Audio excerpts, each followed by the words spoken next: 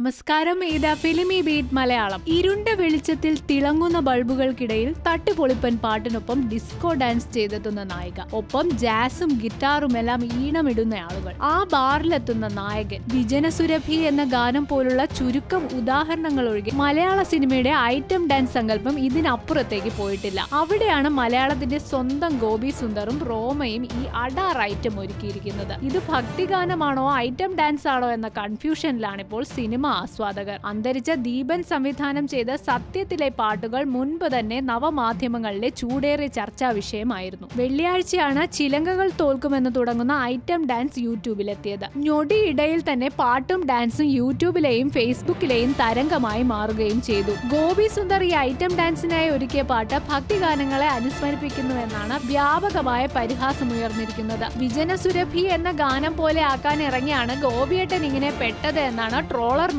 ആക്ഷേപം. ഫലമോ 300 പേരോളം വീഡിയോ യൂട്യൂബിൽ ലൈക്ക് ചെയ്തപ്പോൾ 2500-ലധികം ആളുകൾ ഡിസ്ലൈക്ക് ചെയ്തിരിക്കുകയാണ്. 2 ലക്ഷത്തോളം ആളുകൾ വീഡിയോ ഇതിനകം കണ്ടു കഴിഞ്ഞിട്ടുണ്ട്. ആരെയും ചിരിപ്പിക്കുന്ന പ്രകടനമാണ് ട്രോളർമാർ വിഷയത്തിൽ കാഴ്ചവെക്കുന്നത്. ഐറ്റം ഡാൻസിന് വേണ്ടി ഭക്തിഗാനം ഒരുക്കിയ ഗോപി സുന്ദർ സംഭവമാണെന്ന് ട്രോളർമാർ ഒരൊറ്റ മനസ്സോടെ പ്രഖ്യാപിക്കുന്നു. മാത്രമല്ല, ഈ പാട്ടിന്റെ കാര്യത്തിൽ പതിവ് കോപ്പിയടി ആരോപണവും ഇതുവരെ ആരും ഉയർത്തിയിട്ടില്ല എന്നതും ശ്രദ്ധേയമാണ്. ഗ്രാൻഡ് മാസ്റ്റർ എന്ന സിനിമയ്ക്ക് ശേഷം ഇതാദ്യമായി ഐറ്റം സോങ്ങുമായി എത്തിയ റോമയ്ക്കും പരിഹാസമാണ് ലഭിച്ചത്. ശാസ്ത്രീയ നൃത്ത ചുവടുകളുമായി എത്തിയ ആദ്യ ഐറ്റം ഡാൻസ് എന്ന ബഹുമതിയാണ് റോമയുടെ നൃത്തത്തിന് ട്രോളർമാർ നൽകിയ ബഹുമതി. പാട്ടും ഡാൻസും തമ്മിൽ ഒരു സാമ്യവുമില്ലെന്ന് പറയുന്നവരും കുറവല്ല. തിയേറ്ററുകളിൽ പ്രദർശനം തുടരുന്നതിനിടെയാണ് സത്യയുടെ പാട്ടുകൾ വീണ്ടും ചർച്ചയാകുന്നത്. മുൻപ് സത്യയിലെ തന്നെ മറ്റൊരു പാട്ടും സമാനമായ ആക്ഷേപങ്ങൾ നേരിട്ടിരുന്നു. ജയറാമിനൊപ്പം ചുവടുവെച്ച പാർവതി നമ്പ്യാർ കാട്ടിക്കൂട്ടുന്നത് എന്തെന്ന സംശയമാണ് പലരും അന്ന് പങ്കുവച്ചത്. ഞാൻ നിന്നെ തേടി വരും എന്ന് തുടങ്ങുന്ന ആ ഗാനത്തിനും നെഗറ്റീവ് റിവ്യൂവിന്റെ ബഹളമായിരുന്നു. യൂട്യൂബിൽ 900-ഓളം ആളുകൾ ലൈക്ക് ചെയ്ത ആ വീഡിയോ ഡിസ്ലൈക്ക് ചെയ്തത്